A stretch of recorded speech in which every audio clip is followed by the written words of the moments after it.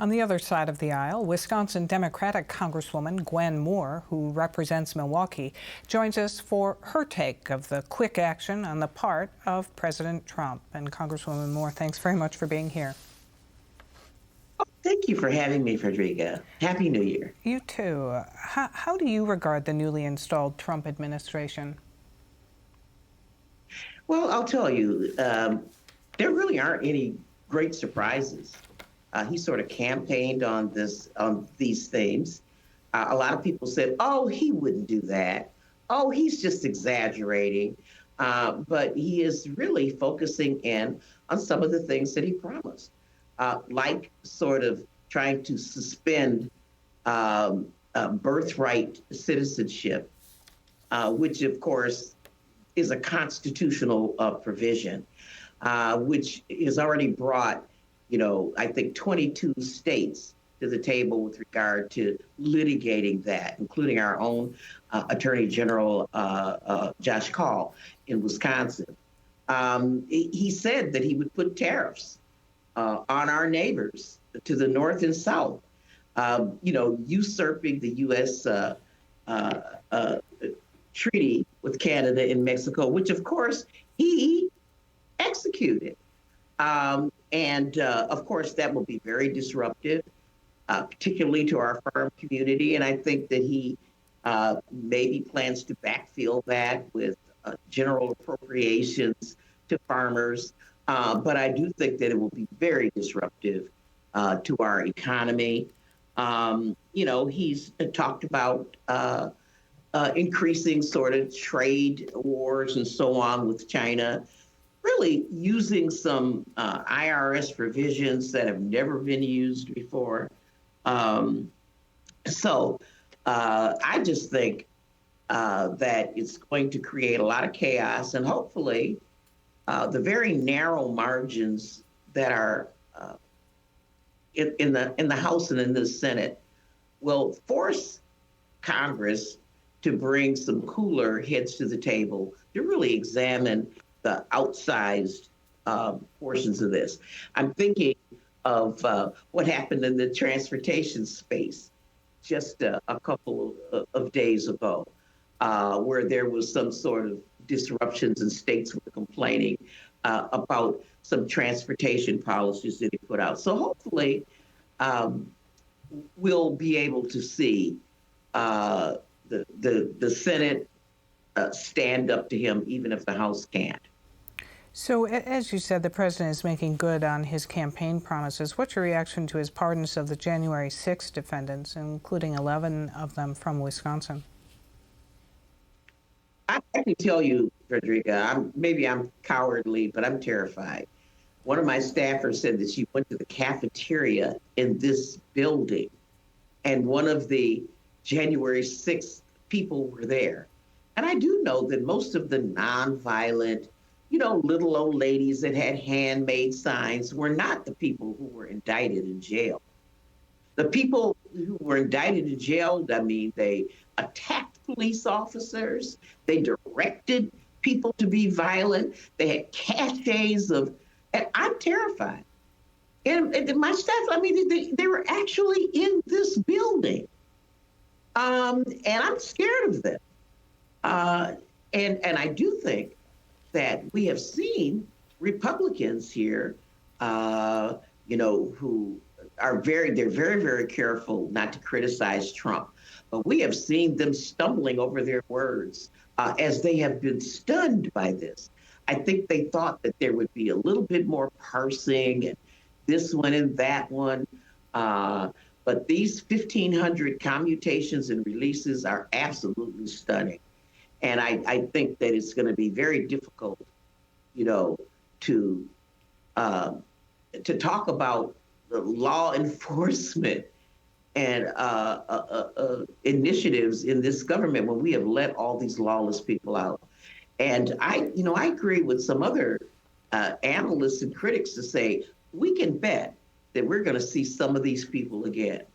There are very few of them that are going to just learn their lesson and take their pardon and just go back into society. Hopefully some of them will. But we're going to see some of these jokers again, and that is very terrifying. As to pardons, what do you think of Joe Biden's pardons to his own family and members of the January 6th committee?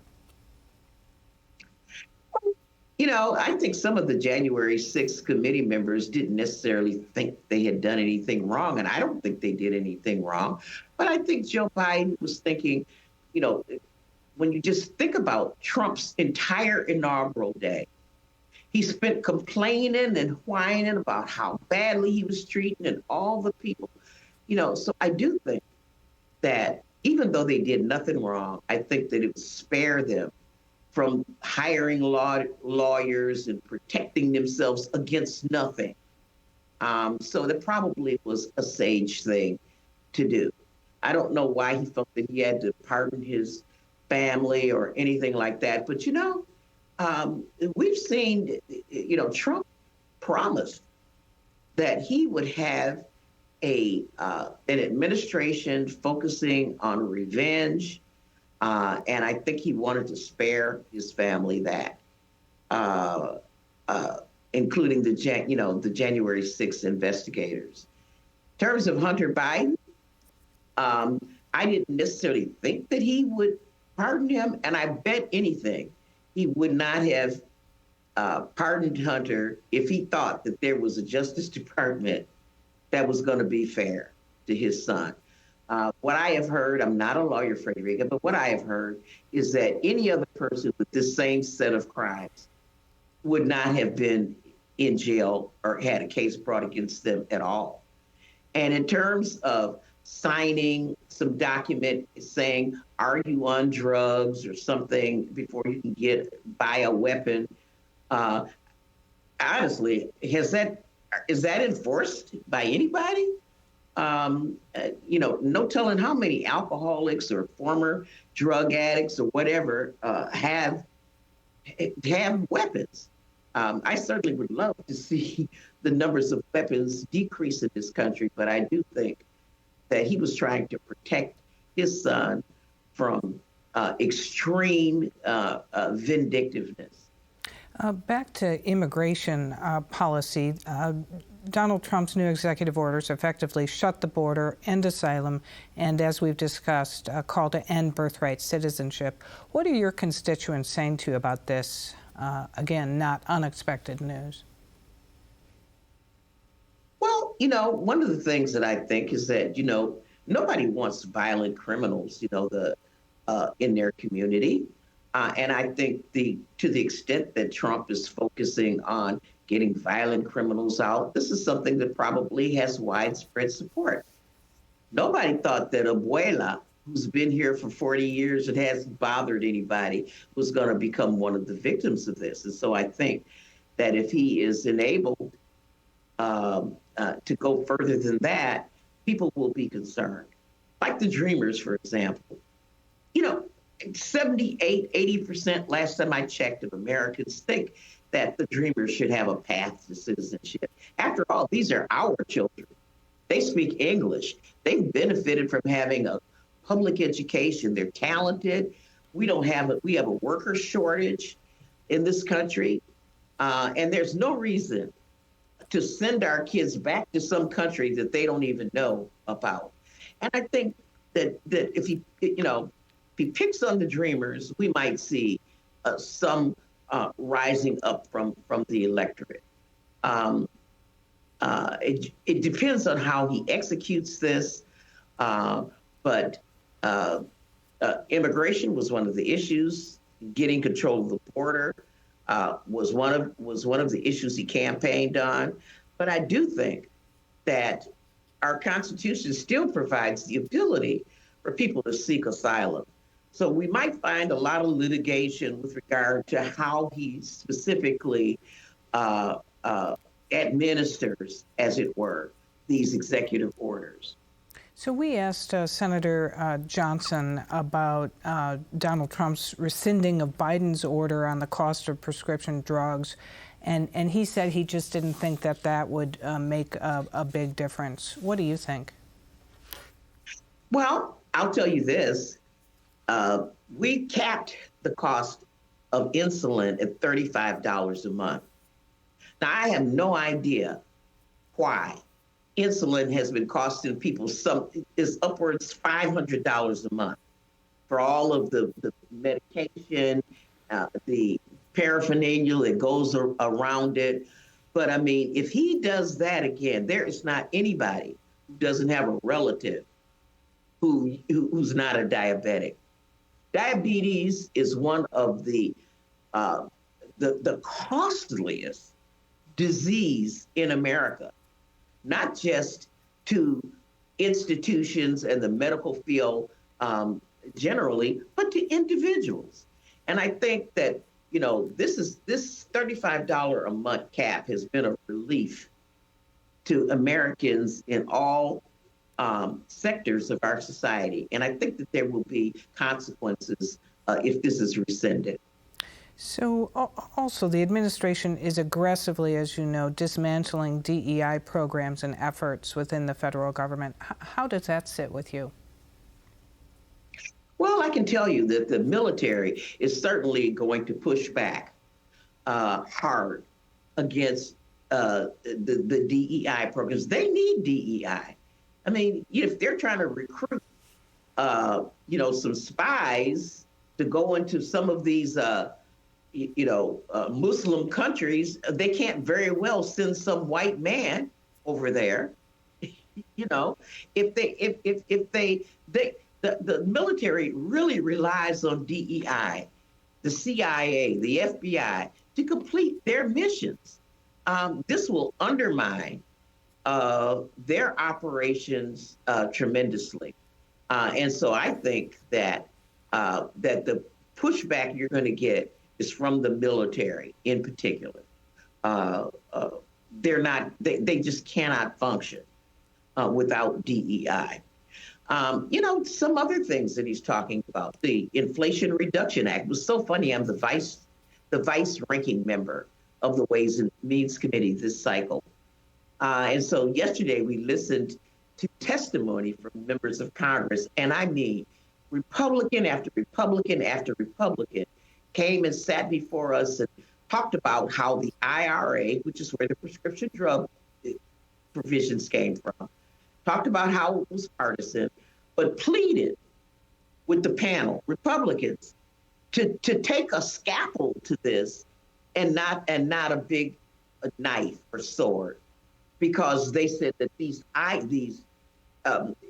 energy-related legislation, EV things are creating great investment in our country, and prescription drug, I think, item is on par with that. So we had Republican after Republican after Republican begging the Republican leadership, not to totally dismantle everything in the Biden administration's IRA bill. That being the Inflation Reduction Act. That's right. So from your perspective, what will the next 4 years look like? And what can those in opposition of many of these things, like yourself, do about it? Well, we're not talking about 4 years. We're really talking about 2 years. I think that if the Republican Party overreaches on some of these items, like, for example, trying to get rid of the premiums, the Affordable Care Act, Obamacare premiums, like they tried to destroy the ACA, and you had John McCain doing his thumbs down. It is so popular and so important that if they try to overreach on items like that, in 2 years, it will subject them, I think, to losing the House of Representatives for sure, and maybe even flipping the Senate. And then you'd have Donald Trump in the White House with that particular configuration of the legislature. I mean, we still, Trump wants to take over all of the institutions of government. And I think that if he overreaches, as he's already starting to do, that he will pay a price. Right. Because the American people will, they will react. I mean, there were 85 million eligible voters that didn't vote. So this notion that he has some sort of mandate to just do anything he wants to is not the case. Some of those 85 million people will react. You know, one of the things they want to do is to block grant Medicaid. And I think that if they do that, seniors in nursing homes in particular are going to catch it. They will find themselves in nursing homes with severe staff shortages because Medicaid won't be there. Their loved ones will be maltreated. And this, I think, you know, they'll pay a price for that. All right, Congresswoman Gwen Moore, thanks very much for your time. Thank you.